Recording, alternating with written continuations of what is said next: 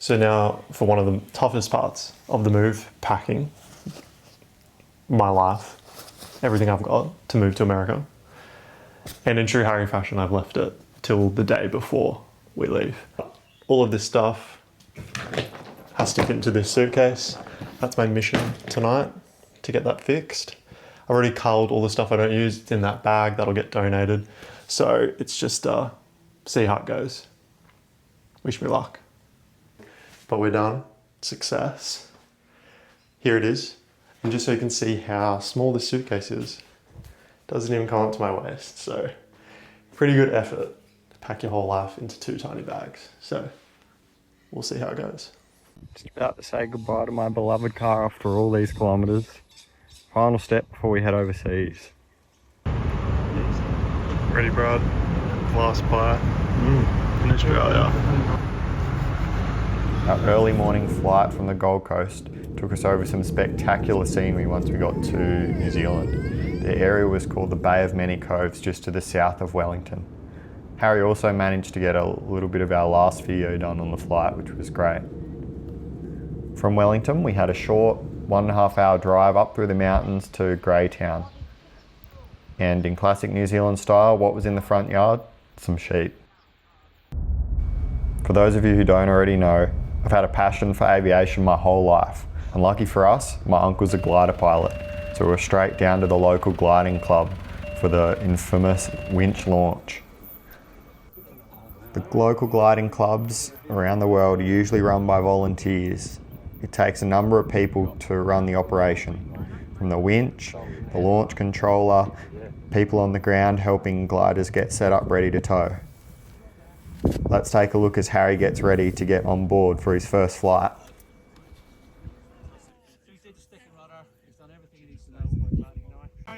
Got your parachute on all ready to go?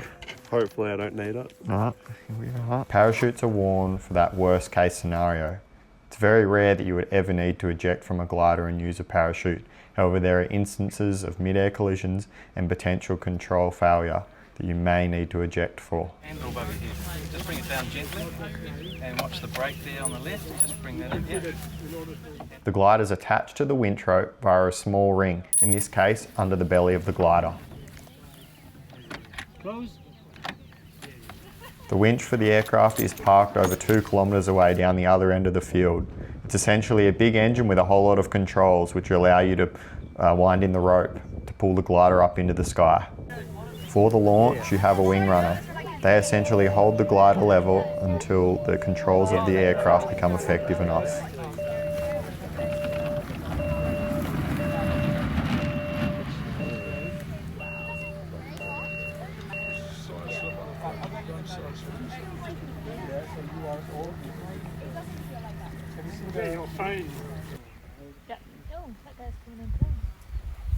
People are keen to do it. If you look closely at the wings, you'll see the glider air brakes protruding from the wings. They help the glider slow down during approach and landing. The glider is also equipped with a handbrake for the wheel once you get on the ground. However, with a grass runway, it's something that you rarely have to use.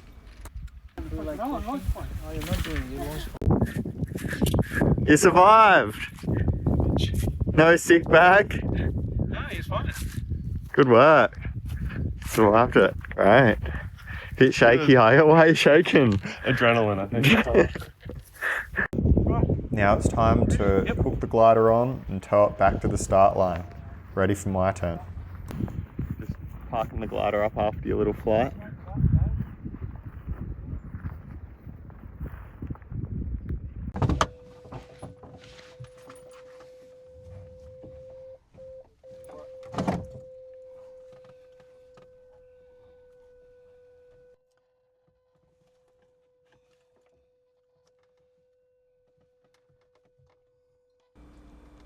As there is no motor in the glider, it's seemingly quiet.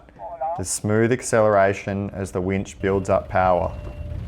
Soon after takeoff, you go into a nose-high attitude before aiming for a set speed. In this case, it was around 60 knots. Once reaching the top of the launch, there's a small yellow toggle which you can pull. That releases the rope and you're set free. From here, we're on the lookout for what's known as thermals, which are rising currents of air which allow us to stay airborne without an engine. Once we're lucky enough to find a thermal, either using the clouds as indicators or other ground-based objects which may cause them, we go into a turn. The beeping you can hear is from the vario. It's an instrument that tells us if we're going up or down.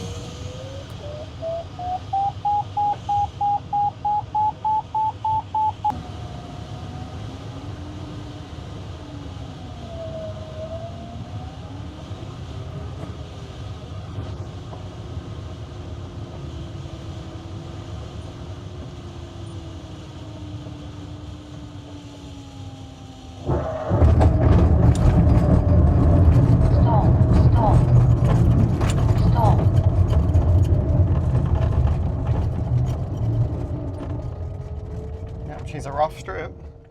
A massive shout out to my uncle for taking us flying. After a big day of gliding, Harry decided to cool off in the pool and go for a swim.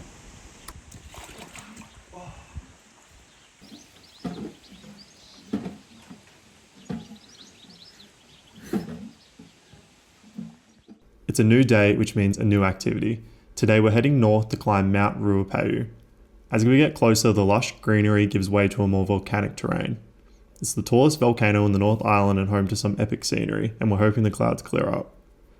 Taking the gondola to our start point, we'll hike around 7 kilometres and climb 650 metres in elevation. Alright, the time is about 10 o'clock. We're just setting up the summit. See if we can make it.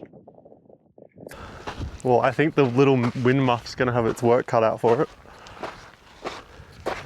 What's it called, Brad? Mount Ruapehu. Ruapehu. Ruapehu. Ruapehu. Or, if you're a nerd like me, and you like Lord of the Rings, this is Mordor. Or where they filmed Mordor. And Brad and I are on a journey to the top of the volcano. Yeah. What's the thing at the top? The volcano. It's a volcano. So what's the Lord of the Rings called? And in Lord of the Rings, it's called Mount Doom. Mount Doom. For all you Lord of the Rings enjoyers. A lot of heavy breathing, I'm sorry. What we're walking on is fine rock, and I think they call it screet, which is like sand almost. And you'll also see my inappropriate footwear for a hike. But I don't have any, so which way? Up there. When in doubt, all trails. Oh, we are way off.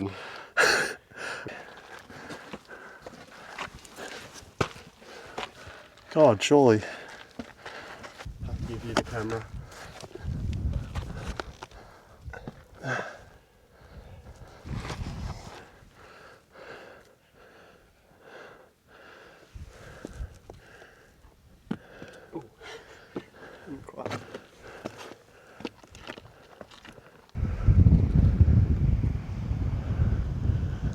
And we're heading up to there. And then we should be able to look down on the other side to a lake that's in the crater, which should be good. Brad's up there. He's not feeling too great because he's a bit sick, but he's doing a great job. Something we'll have to get used to when we head to Colorado. There'll be snow everywhere. There's Brad. How you feeling, Brad? Dead. Okay, we're having a little pit stop, having a little snack break, almost near the top. We're here with Brad, get his thoughts, his commentary on the journey so far. So at the start, behind the camera was the one that was saying, no, I don't think we can do it. Now I'm the one who's dead, but that's okay. We have about, 200 metres altitude gain to go. The sun's just coming out now, it's quite nice. Just catch our breath and we'll be good to go again. Just coming up to a ridge, I think we're near the top. Oh my God. Wow. Where now? Up there. To the left. Wow, that's amazing. Yeah. What do you reckon, Brad? You're good. Be good once we get to the top. How are you feeling? I'm alright. Just going steady. Just going steady. Hey, Bubbles. Yeah. Let's get to it then. God, I thought we were all done. We're not almost finished. You carry it. We need to get over there. So we need to go up, probably back down, then back up again. There should be a lake just over there. The wind's picking up, getting a bit chilly. Alright, so it took us about 2 hours to get right to the very top. It's quite beautiful up here, as you can see. The clouds have disappeared. We're hoping it'll take about an hour to get back down, so we'll see. It's currently 6 minutes past 12.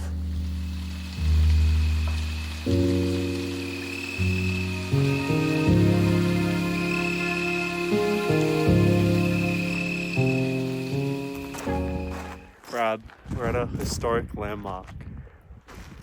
What's that? Where Frodo Baggins and Samwise Gamgee destroyed the One Ring. Great.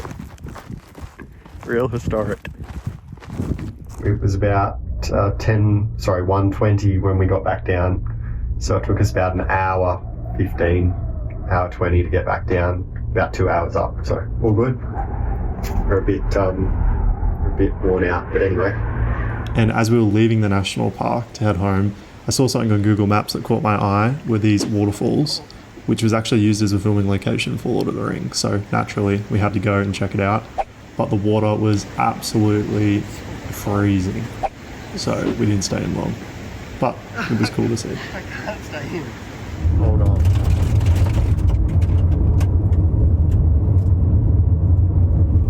Yeah. Wild driver here.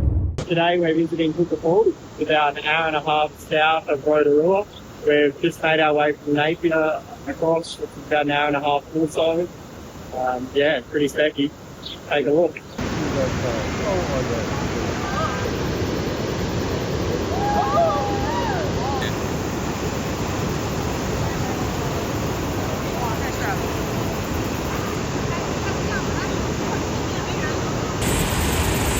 Here he goes. Oh.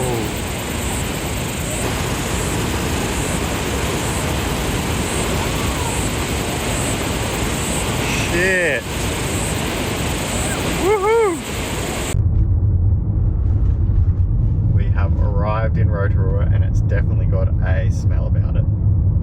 Rotorua sits on top of an active geothermal zone, which is why the whole place is basically steaming. The heat from underground pushes up through cracks in the earth, creating these bubbling pools, geysers, and all the other crazy colours you see. Oh, and the sulphur smell. It's hard to miss. Getting up your nose. That's just part of the experience. It honestly feels like another planet. Boiling lakes, mud pools gurgling away, and steam rising everywhere. You can even feel the heat coming off the ground in some spots. It's definitely one of the most unique places we've been to.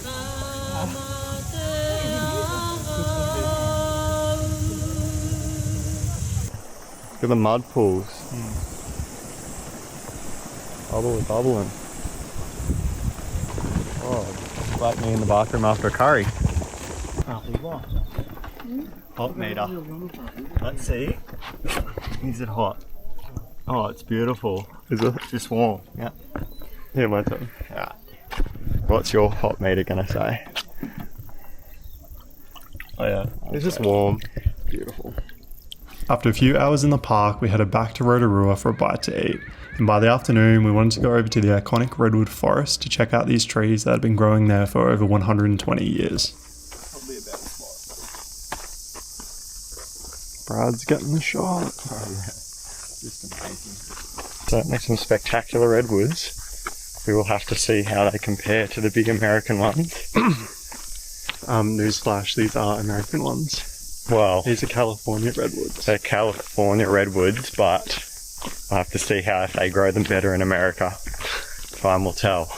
Welcome to Auckland, which is our last stop for the United States. In just a few days, we'll be on a plane, leaving this part of the world behind. It's been a few weeks here in New Zealand and we've really enjoyed our time here. Thanks for following along. If you're enjoying the content so far, please give this video a thumbs up and don't forget to subscribe so you don't miss what's next. See you soon!